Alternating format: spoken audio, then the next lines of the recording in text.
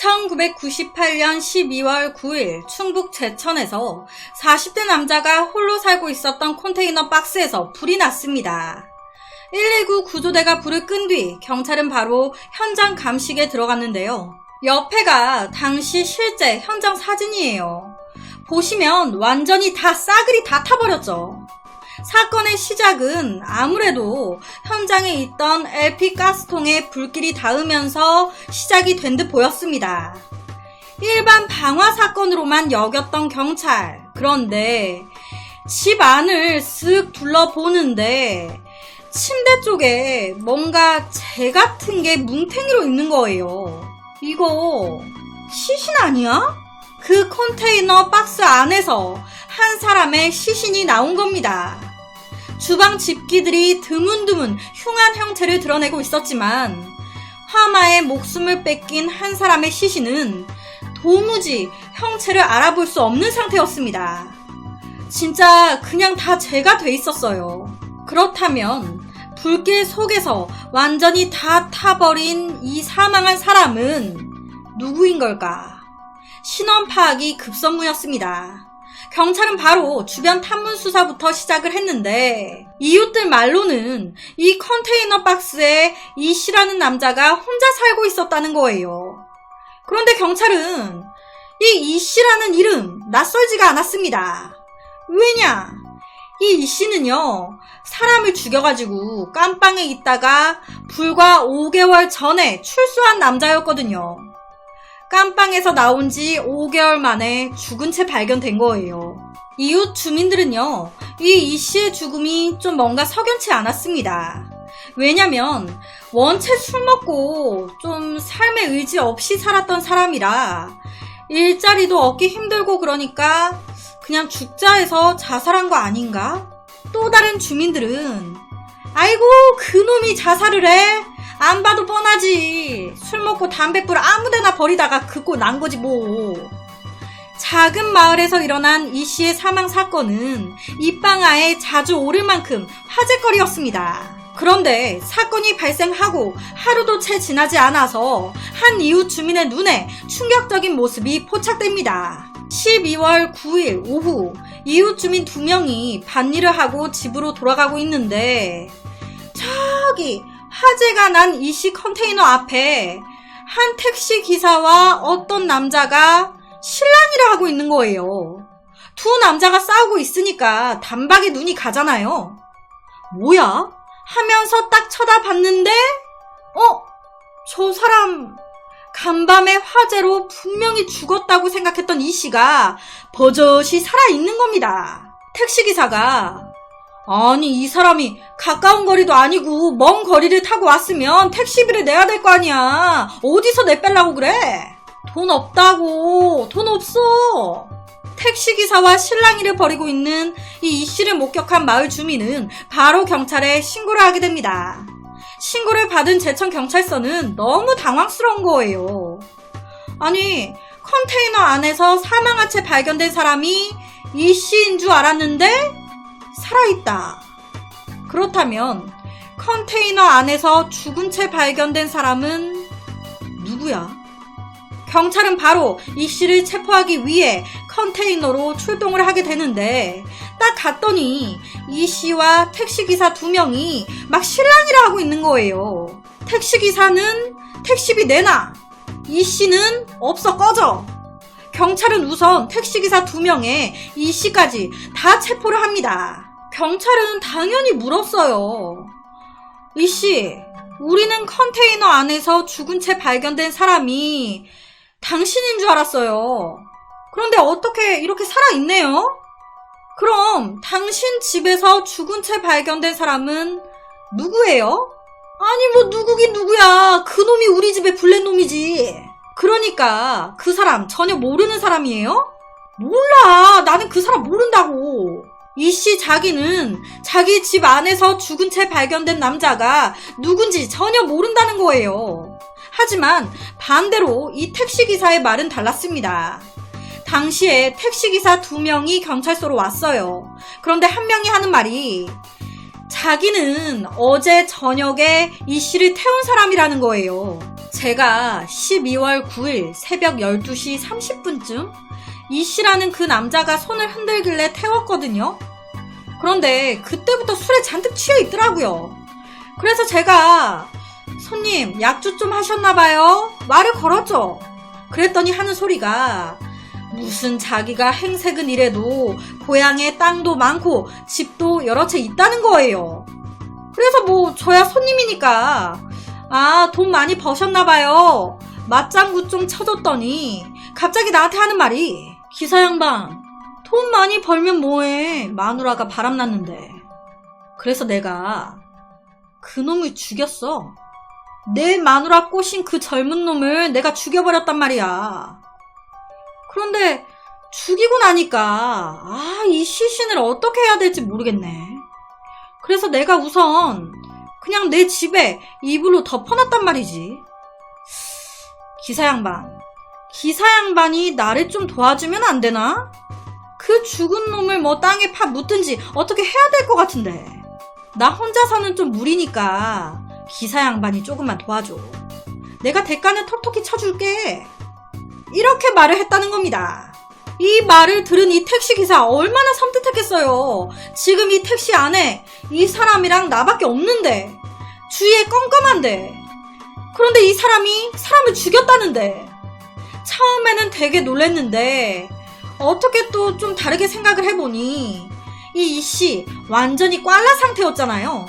그러다 보니까 이 사람 술 취해서 헛소리 하는 거겠지 라고 생각을 한 거예요. 설마. 그렇게 생각했기에 목적지인 이 씨의 집 컨테이너 앞까지 태워줬던 겁니다. 그렇게 컨테이너 앞에 도착해서 당연히 돈 받아야 될 거 아니에요. 자, 손님 13,000원입니다. 그랬더니 이 씨놈이 그냥 내리네. 아까는 무슨 땅이 많고 집이 많다더니 택시비도 안 주고 뭐 하는 거야? 짜증나니까 이때 택시기사가 왜 돈 안 주냐고 따진 거예요. 그랬더니 그때 이 씨가 택시비 없다니까? 왜? 너도 죽고 싶냐? 그런데 이게 사람이 풍기는 그 느낌이라는 게 있잖아요. 이 씨의 그때 눈빛하며 살기가. 그래서 이때 택시기사가 그냥 도망치듯 그대로 가버린 겁니다. 그런데 다음날이 돼서 생각해보니까 그 택시비 못 받은 것도 너무 억울하고 진짜 사람을 죽였나? 찜찜했던 거예요.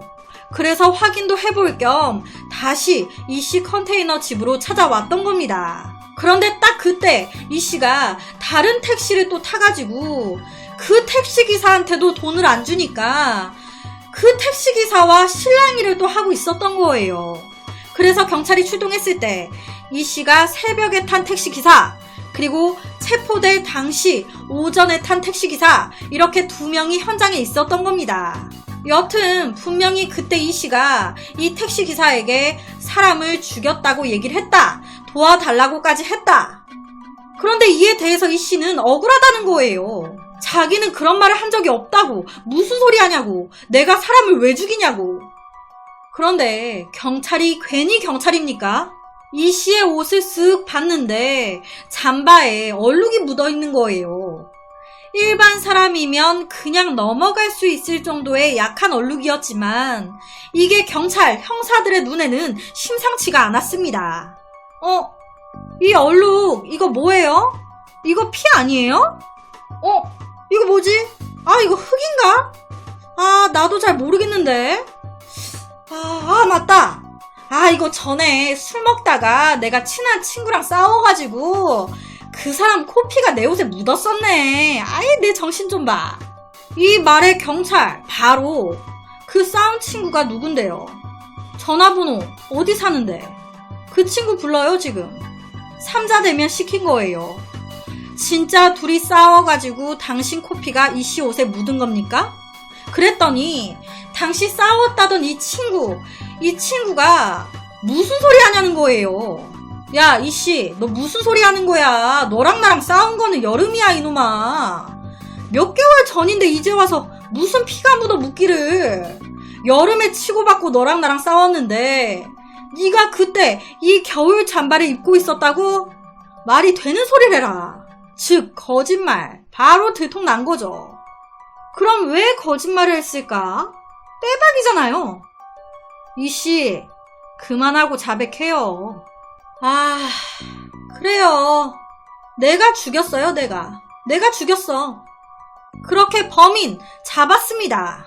그렇다면 이 씨의 집 컨테이너 안에서 죽은 채 발견된 이 사람은 누구였던 걸까요?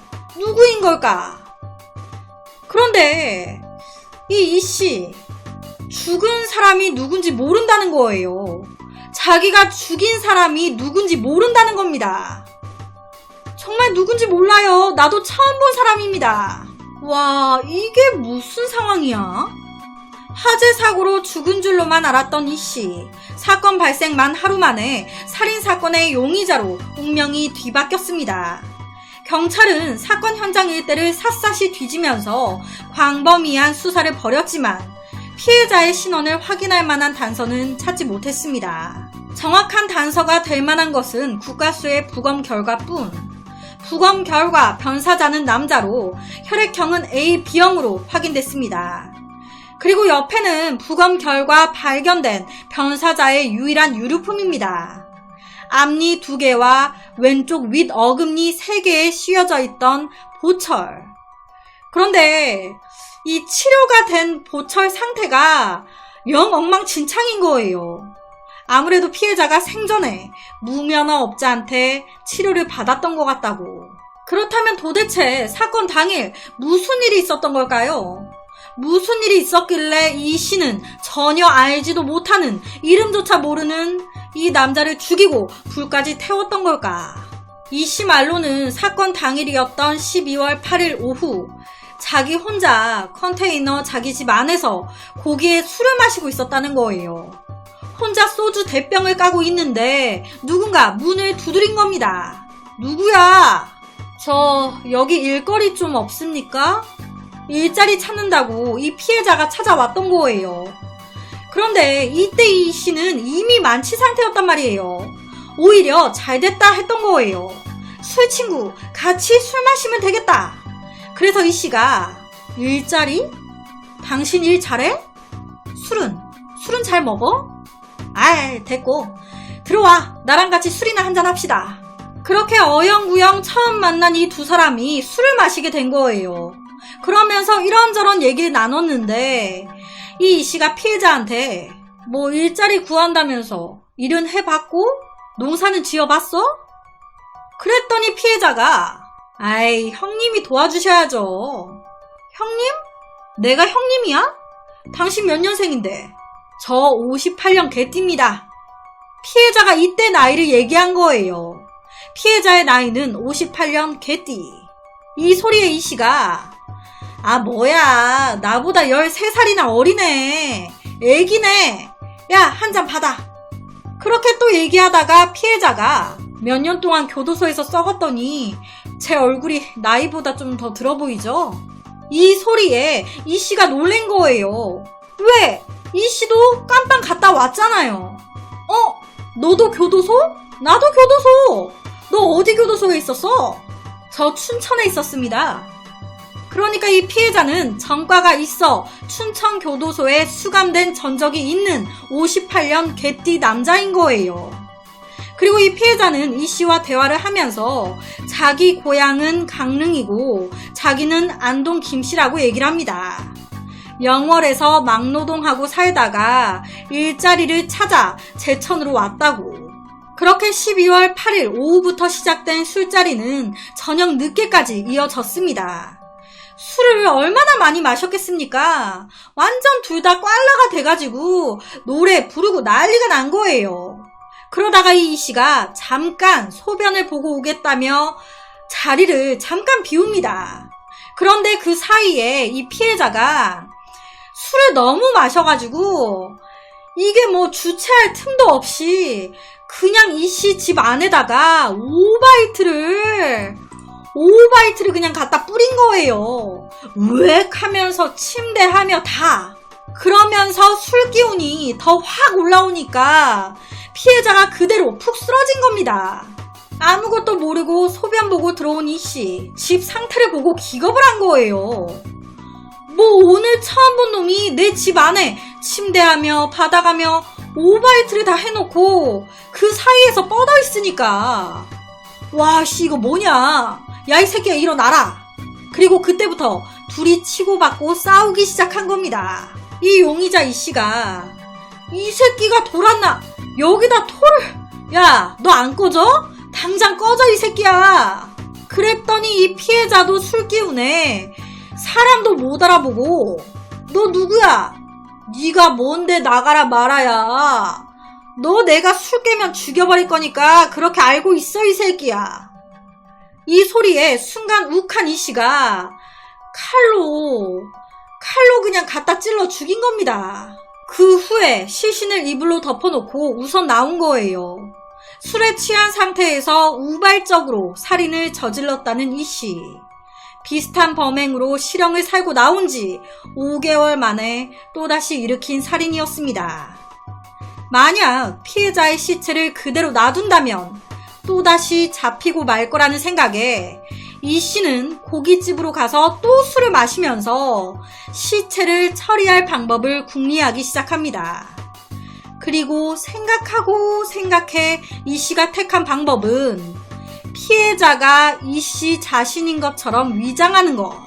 그렇게 다시 집으로 돌아갈 때 앞서 말씀드렸던 택시기사 차를 탄 거예요. 그리고는 혹시나 싶어 도와달라는 식으로 얘기를 했던 겁니다. 그런데 역시나 택시기사가 안 도와줄 것 같아. 그래서 자기가 원래 계획했던 대로 피해자의 모습을 전혀 알 수 없게 만든다면 사람들은 모두 컨테이너에서 죽은 사람을 바로 자기 자신이라고 여길 터. 그렇게 용의자 이 씨는 완전 범죄를 꿈꾸면서 피해자의 몸에 불을 질렀습니다. 용의자 이 씨에게 살해당한 이름 모를 피해자. 형체를 알아볼 수 없을 정도로 까맣게 타버렸지만 자신의 억울함을 호소라도 하듯 몇 가지 단서를 남겨놨습니다. 피해자의 나이는 42살 남성으로 추정되고 혈액형은 AB형. 용의자인 이 씨가 기억하는 사건 당시 피해자 옷차림은 회색 바지와 청색 점퍼를 입고 있었고 고향이 강릉이며 안동 김씨일 가능성이 있습니다.